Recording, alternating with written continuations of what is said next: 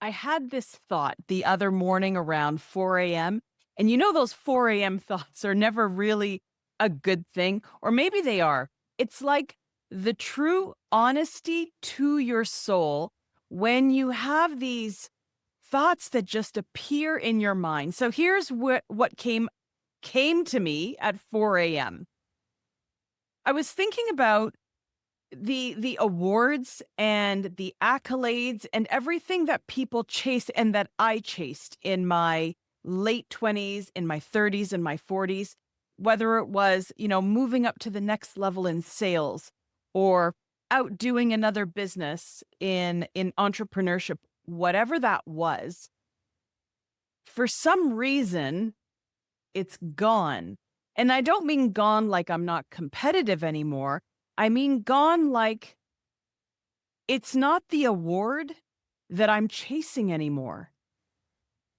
And I was thinking about it and I was thinking to myself, I can't be the only one that the things that once really energized me and excited me are just no longer the same things anymore. It's like you put things in a different perspective as you get older.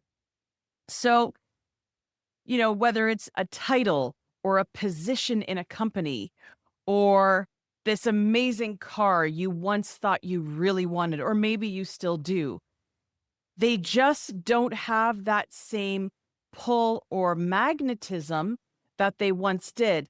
And for a while, I was wondering, like, am I going through some kind of crisis? Is it midlife? But I don't think it's that. I think we reevaluate what's important as we continue to grow and expand.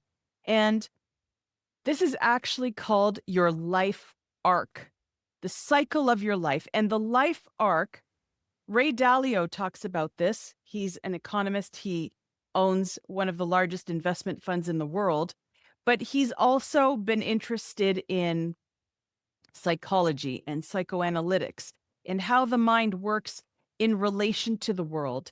I am of the same mind. I am fascinated by people and how their minds work, their motivations, and their mindset, which is why I coach people, entrepreneurs, executives on how to shift a mindset because I've had to do it so often in my life that I basically became an expert at how to do it quickly, how to get that resilience going again after something's happened. So, just like a company and a business has a life cycle, people have life cycles as well.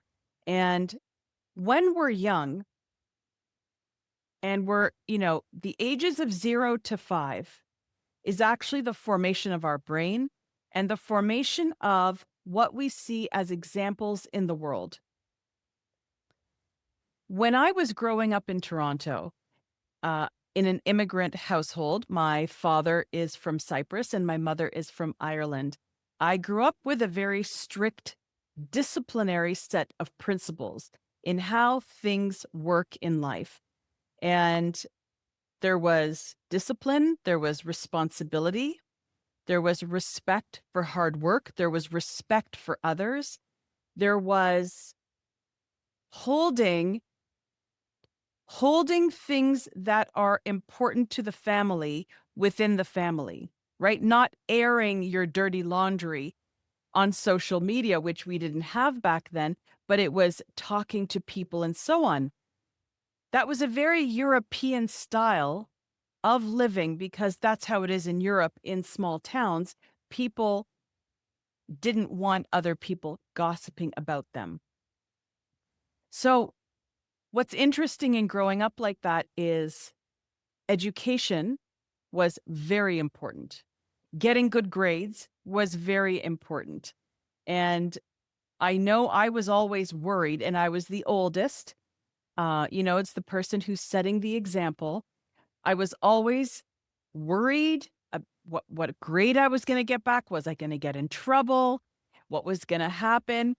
And that went all throughout primary school and the beginning of high school. When I got to grade 11, I my father told me I had to take physics. I was not science minded, or at least I wasn't when I was in high school. You know, you're in high school, you just want to party and you want to go out with your friends and so on. So I remember taking this physics exam, and I mean, it was so hard. It was on the conversion tables. And so you had to know, what hydrogen was and so on. I mean, those were easy ones, but, the table had a lot. And obviously, I hadn't studied enough because I couldn't stand physics. So, wrote the exam, I get it back, and I get 5 out of 100. So, obviously, if you're gonna get 5, like, you were able to write your name, and maybe I got a couple of things right, and that was it. Obviously, there was no motivation for me in physics. So, ironically enough, here's my son who just graduated with astrophysics. So, obviously, it wasn't my DNA that he got to do that, but I digress. So, I actually didn't want to go home and show my father the exam, so I called him from the payphone at one of my breaks from the high school. Till this day, I remember standing at the payphone, picking up, calling his work, asking for his extension, hearing him say, hello, in his Greek voice. And I said, hi, I just wanted to let you know I got my physics exam back. And I wanted to tell you before I got home. And he was like, okay. And, me being a very smart teenager, I'm thinking he can't really get that mad at me while he's at work. So I said to him, I got 5. And he's like, 5 out of 10? I said, no. Well, 5 out of 20? No. 5 out of 50? No. And he just started laughing. He's like, you got 5 out of 100? And I said, yes. And all he did was laugh. Like, because it was so ridiculously low, what else are you going to say? Obviously, your daughter is not inclined for physics. So that was grade 11. All my other classes, I did very well. In English, I got 90s. In law class, I got 90s as well. I just wasn't mathematically and science directed. But give me an English essay to write, give me an English anything to analyze, that's where I was good at. Ask me to stand up and give a speech, I was okay. Art class, art history. So, you know, we tend to grow up with the aspirations of our parents, their behavior, their thought patterns. We have lines in our head. Money doesn't grow on trees. Boys don't cry. Unfortunately, these are not truths. They're just myths, and they are superstitions and so on that they were raised with. So those are our formative years. When that has been ingrained to us, we then now launch into life with these ideas that we have developed as a child, as a teenager, and so on. But now we are launched into the world with these ideas, and now we are encountering other people who are coming to the world with ideas that they have been taught. So we wonder why sometimes we find that people don't understand us, or we don't understand other people's behavior. It's simply because they are living life by their formative years and the examples that they were shown and taught and the phrases that they were told over generations because their parents took them on from their grandparents and so on. So, the myth versus reality, when we speak about life cycles and the life arc of life, a myth. By 18, you know who you are. This is such a myth. Do you remember when you were 18? Did you know who you were? Basically, it's just the beginning of trying to figure out who you are. When you're 40 and 50, you are still asking yourself, who am I? If I don't have this job and I don't have this family, or I'm no longer married to this person, or I no longer live in this country, who am I? So the myth of knowing who you are at the ripe age of 18 is a myth because at 18, basically what you know is what others have told you to know. Your teachers told you what you needed to know. Your parents told you how the world works. So, the first script that we learn in life tells us things, but we don't actually put it into practice yet. So, it's almost like a checklist. If you have kids now who are between 0 and 18, they have learned life through your eyes, what you've taught them, what you're showing them, what you exemplified to them, whether you're exemplifying that in a marriage, as a parent, as a wife or a husband, as a brother or a sister. That's it. So, stage 2 of the life arc is your 20s and your 30s. This is where you start testing the script that you have been taught of life. So, you understand that this is what you've been told maybe about relationships. So you start testing the waters. Is that really what it is about relationships? You start testing the water about business. This is how I've grown up. This is what we were taught about money, but is it really true? And then you go out there and you start testing the water when it comes to money and financials. This is sort of the aspirational phase because you're searching. You're searching for your identity. You're searching to belong. You're searching for meaning. What should I be doing with my life? A phrase that I think many people have got hung up on, and I've seen it when I've sold real estate. I've seen it when I coach people, is people believe that they go into this final sentence of life. Let me explain. When they get a job, people have the idea that you have to have that job for the rest of your life, for the next 40 or 50 years. So it better be the right job. Why? Why not just take a job where you will gain experience and skills to be able to move closer toward what you really want to do? Maybe I was a little bit different, being by myself in a foreign country in my 20s. But what I had to learn very quickly is that I didn't know how to teach. I knew that. But I thought to myself, I believe I have the skills to be able to do it successfully. So during my first teaching job, I would watch the other teachers, the ones who had far more experience than myself.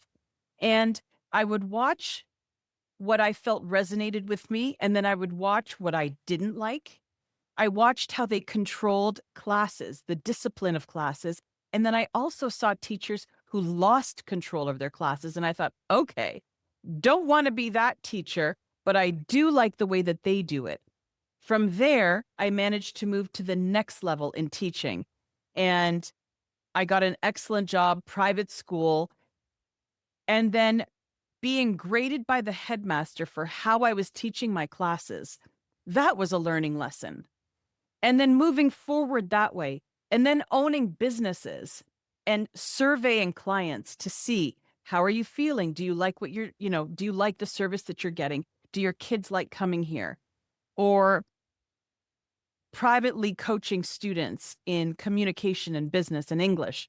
So for me, I tested a lot. And my 20s and 30s were about surviving in a foreign country, learning the language and about the people in a foreign country, but it was mostly about becoming independent. So if you have kids or if you are in your 20s and 30s, this is your time to go and experiment. Start the business. It's okay if it doesn't work. It's not a life sentence. Start the job that may not be totally accurate to what you studied. It doesn't matter. Go in, get the skills, get the experience. Because not only are you going to learn that type of job, but you're also going to learn about the people who work in that type of industry. And do you like those people? Do you like the industry? Now is your time to experiment. Another myth that many people in their 20s might have, or maybe their parents have for them, is that by the time you hit your 30s, you need to be successful. You have to have figured life out by your 30s. I don't think that's true. I think that you're still moving down the path of experimentation. I think you are getting to the point where you're thinking about getting married or you just got married. I think you're thinking about having kids, or maybe you've already had a child by your 30s. So I think you're still in that learning mode and you're experimenting on what life is. And if you are way past these periods, would you say that that's how your life arc has transgressed until now? I think most people by the ages of 40s and 50s are closer to knowing who they are and what they want. I don't think that's happening in your 20s and 30s. Often I say to myself, and I tell other people, I think I was fortunate.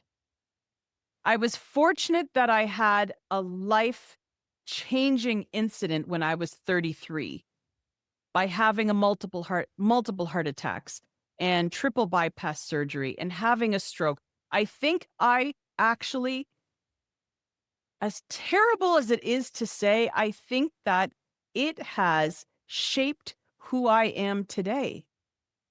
I don't think I would have taken as much advantage of life if that hadn't happened. I don't think I would appreciate just how precious life is.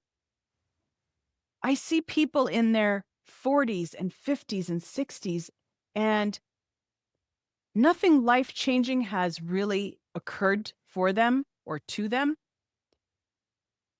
And so they don't really capitalize on the time that they have on this earth.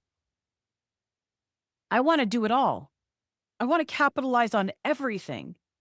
Not because I'm looking for the awards and the accolades, but I literally feel like I just want to do it all so that I can lie back down on my deathbed, hopefully many, many years from now, and say, I did it all. No regrets. I managed to do everything that I wanted to do. And for me, because I've been on my deathbed once at 33, and let me tell you, my God, the regrets that are going to start filtering through your mind. I kept thinking to myself, I haven't lived life yet. I was 33. I had moved to a foreign country at 22. I had lived life, but in my mind and in my heart and soul, I didn't feel like I had. And you don't ever want to have that feeling at the end of life. You want the feeling of, whew, now that was fun. I did everything that I think I could have done. I'm good. That's the feeling you want to have. Trust me when I tell you this. So, as a reflection at this point in the podcast, here's what I want to ask you. When was the last time you took a risk? And I don't necessarily mean a financial risk or a risk with a relationship. We don't need to go to the extreme, But when was the last time you pushed yourself against your comfort zone? You felt really uncomfortable, but you knew that there was the possibility that if you took the risk, life on the other side would be really, really good. That's what I want to know at this point. So let's move along to the next life arc, your 30s and 40s. So, your 30s and 40s, it can be a heavy time. There's a lot of responsibility. You are trying to either work your way up the ladder, you're trying to establish a business as an entrepreneur, you are hustling, you are grinding. They're probably the most hours that you will work in your life cycle between the 30s and 40s because you're trying to get it all done. You're trying to establish yourself. You're trying to build a family, build a life. You've got mortgages and expenses, which you will have likely later on as well. But it's a really busy stage of life. And believe it or not, there is a Gallup data poll that shows that people in their 30s and 40s are the most stressed age group globally. So it's not just wherever you may be listening to this, if you're in North America, but globally, if you're in your 30s and 40s, you are among the most stressed age group. It's not a surprise when we look at how much you have on your plate or how much you had on your plate if you're older, but it's also the beginning of when burnout happens. You may start creating cracks in your health.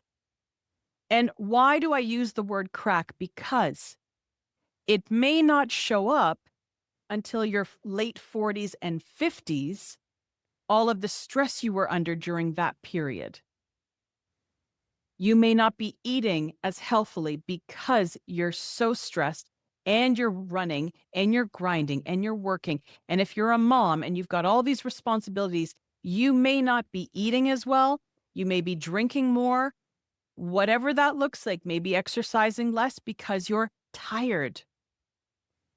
But all of that is a recipe for creating the health issues you're going to have later on. And I say going to because it's pretty inevitable that if you aren't treating your body well and taking care of it and putting the right things inside of it in your 30s and 40s, it will catch up to you. It always does. This is also the time that you may see the cracks in a relationship or a marriage because there's a lot of stress coming from the outside. You know, if you were to take an egg and you apply pressure on the outside to that egg, the egg will crack. People are not much different. We can only take so much pressure and stress and overwhelm. At a certain point, something cracks. Is it health? Is it a relationship? Is it a marriage? Is it a relationship with kids? Do you start working more to avoid the responsibilities over here? So the myth is that you're becoming more stable in your 30s and 40s. I think that's a myth because I think that they're the most chaotic years of your life. The myth is that this is when you will start to accumulate money and invest it and so on. I don't think that's true. I think you're going to have a lot of expenses during that period, and you just have to know that. Rather than think that it's going to be smooth sailing, why don't you purposely, intentionally start putting money away? Yes, you have a lot of expenses, but what if you were to take 5% of what you're bringing home and put it away? You're saving for your kids' education. Take 2% and put it aside in an investment fund.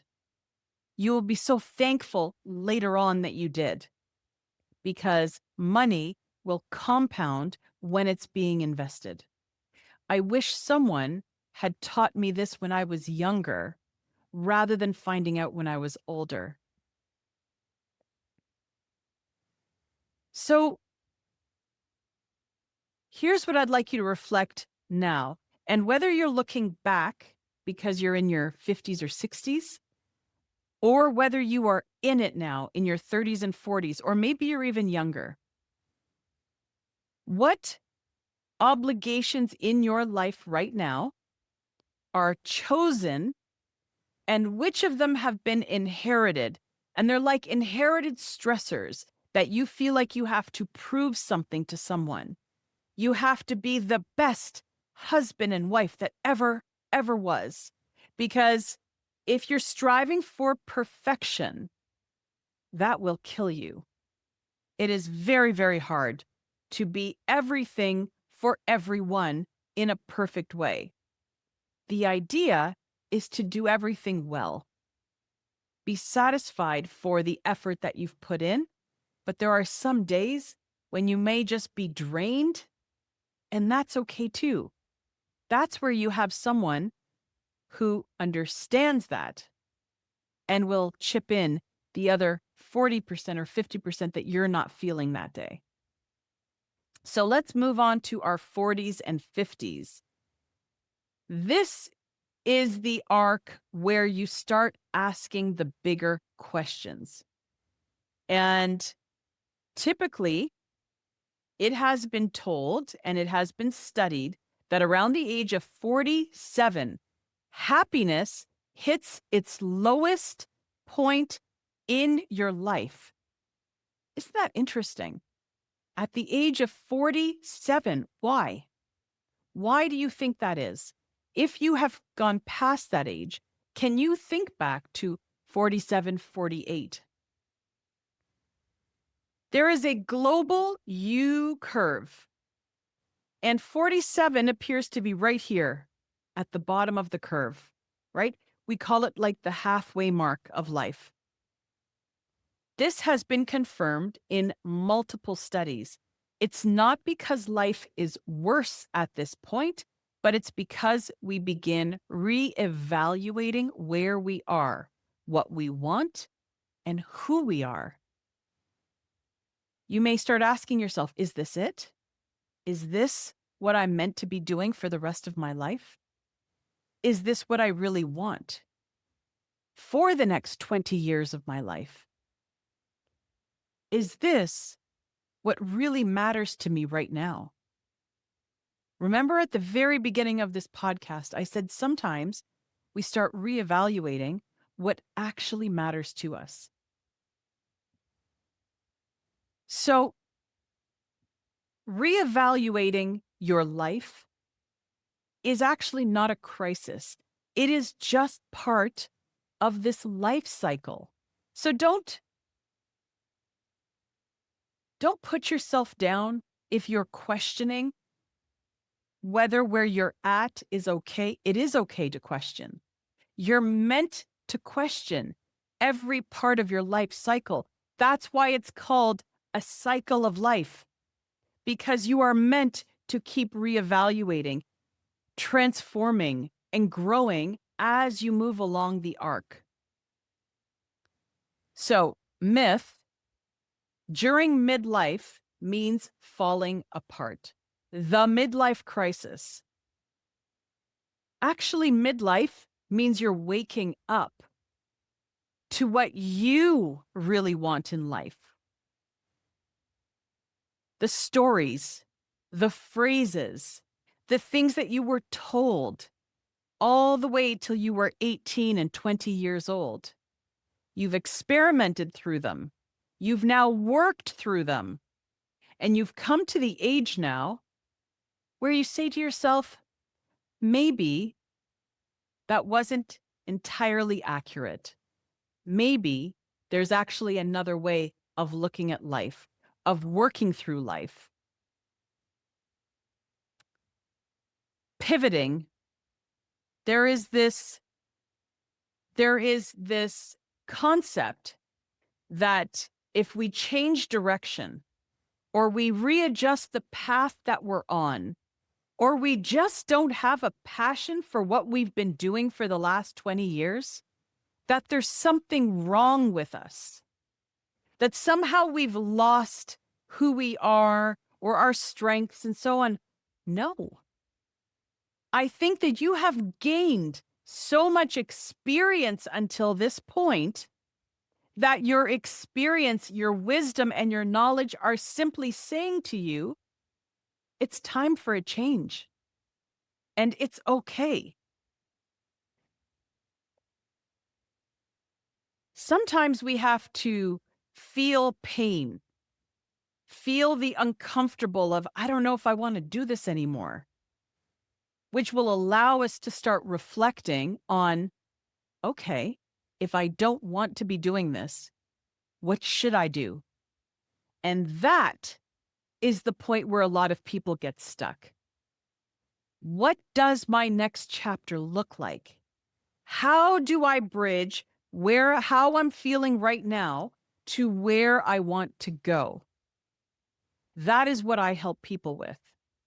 This redirection, the transformation. But it's not even a transformation. You are still who you are, but you are simply diverting and going in a new path, using all of your skills, all of your experience, all of the character that you've developed until today. Your new chapter, they get the best of you. That's the beauty of this. Here is a reflection if you're in your 40s and 50s now. If your health circumstance forced you to stop what you're doing tomorrow, what would you regret giving all of your energy to over the last 10 years? This is a good indicator of where you want to be going next. If your health or circumstances forced you to do a hard stop tomorrow, what would you regret having given most of your energy to for the last 10 years? And how can you divert and make that better in your next chapter? So let's move on to your 50s and 70s now. This is a really interesting time. And I think when people get to this point, it's like a big, deep breath. It's like a sigh of relief. I know when people ask me, would you go back to your 30s and 40s? No, I wouldn't. Because I'm really happy to be experiencing my 50s now with the knowledge and the experience and the life experience and the health issues that I've been through, because everything is now like a piece of cake. Dealing with people who are upset, angry, overwhelmed, it's not hard. It's not hard to understand them or to deal with them because I have empathy, but I also know that sometimes people don't act in their best interest, that people act very emotionally rather than logically or rationally. So this stage 5, which is the legacy stage, your 50s to your 70s, there was a Harvard study of adult development. It was 80 years long, an 80-year study by Harvard. And it found that the number one predictor of happiness and longevity, living life till you're 100 years old, isn't money or titles. It's relationships. The quality of your connections literally determines your health and your lifespan. So if we take a step back and look at this, your legacy in your 50s to your 70s isn't just about writing the books or building the empire. It's not just about mentoring parenting, coaching, or creating these ripples of wisdom from your life lived. It's about asking yourself, what is the impact I am leaving people with? What does that impact look like? Yesterday, I got an email from Spotify saying that I had reached 25,000 streams and downloads of this podcast, Mindset Medicine. I was so touched, but not in the way I would have been in my 30s, where I'd be like, oh my gosh, you see, I wonder where I rank and all of that. That never crossed my mind. What crossed my mind was 25,000 people have downloaded, streamed this podcast in 74 countries. Those are people that I left one little seed or nugget of information or wisdom or experience with. What an impact that me speaking to you today can leave. So that's what we're talking about. When I think about impact and I think about, the podcast that I'm doing, I also think about the coaching, the book that I wrote. I think about the way I parent my children, my two boys, letting them live life, even though sometimes I want to step in and help them, but letting them figure it out. Because I think one of the best things that my parents did was, although it was very disciplined and there were rules, me going to Cyprus on my own at 22, that really helped me grow up and figure life out on my own, right? Not calling home all the time saying, well, what do I do now? They were there for me year one, and I would call and I would cry. I'd say, but they're so mean. It was a new country. I was 22 and I didn't know the language. And it was a very patriarchal society. So there was so much for me to wrap my head around as this 22-year-old girl from Toronto. Even though both my parents were European, I still grew up in a very Canadian way. So until I finally, when in Rome, do as the Romans, when I finally acquiesced and said, okay, all right, I understand. I'm not going to have a shopping mall and I'm not going to have all these things. That's when life became a little easier. And that's what I tell people now when they're thinking about relocating to a different country. You can't bring the country that you've come from with you. You've got to leave it behind and you've got to look at the country you're moving to and say, how can I be most happy here? How can I be a part of the communities here rather than stand out because I don't agree necessarily with everything that they're doing? You're going to have your own principles with you and your own values. But to say, well, why isn't there hot water in the morning or whatever the case is? You chose to move to a different country, right? Relocating. So these are some of the things that I've experienced over the years that I had to learn and unlearn. And it just all adds to who you are. So let's get on to stage 6. And these are your 70s plus. If you're listening now, I know that there is a small percentage of the people listening who are in their 70s or over. This isn't the end, just so you know. And if you can hang around long enough, there will be pills and different medicines that will help you live longer and healthier. So, in many cultures around the world, the elders, people older than 70, are storytellers. They are the keepers of tradition. They are the keepers of memory and identity of the family unit. This is not the time for regret. You are never too old, ever. In the times that we live today, you can pretty much do whatever you want at whatever age you are, and you're never too old. You want to learn something new, you can take a course online.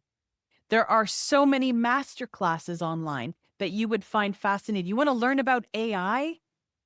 So many classes online about AI, or just download ChatGPT and start talking to it. I downloaded ChatGPT for both my parents and my parents-in-law in Cyprus.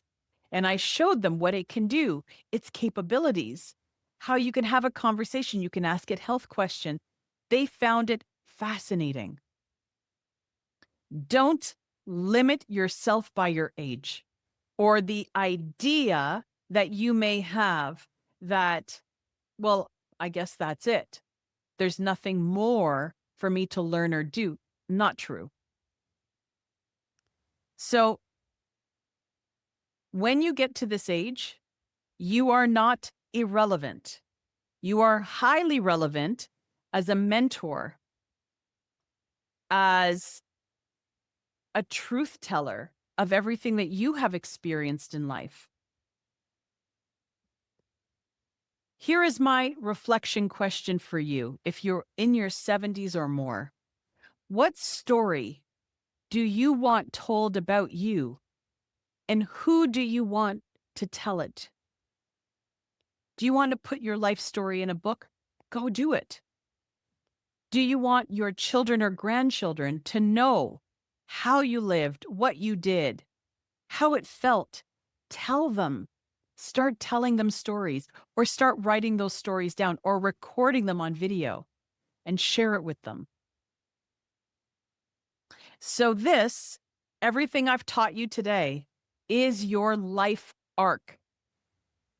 As you will see from everything I've talked today, and why did I bring this up today? Because I think it's important to know that however you are feeling right now, at the age you are meant to be feeling.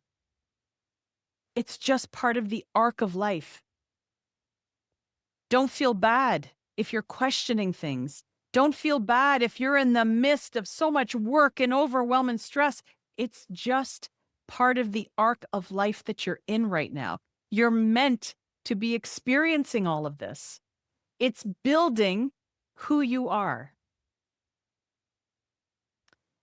Here's one last challenge for you before we go. If this episode has given you some clarity today, or if you think that you have a friend or a family member who could really, you know, they'll find it worthwhile listening to, please share it with them. Follow Mindset Medicine on Apple or Spotify or YouTube if you're watching this, the video version of this today.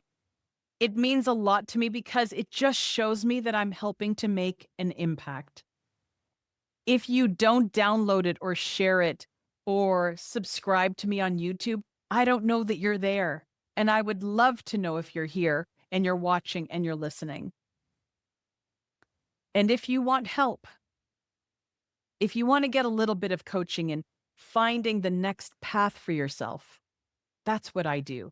You can go to my website at KatharineLoucaidouCoaching.com and you can just sign up and we'll have a 30-minute consultation and we'll see if we're the right fit and if I can help you get on your next path. That's it for this week, everyone. Thank you so much for tuning in. And I hope this has been some mindset medicine for you this week. I'll see you next week.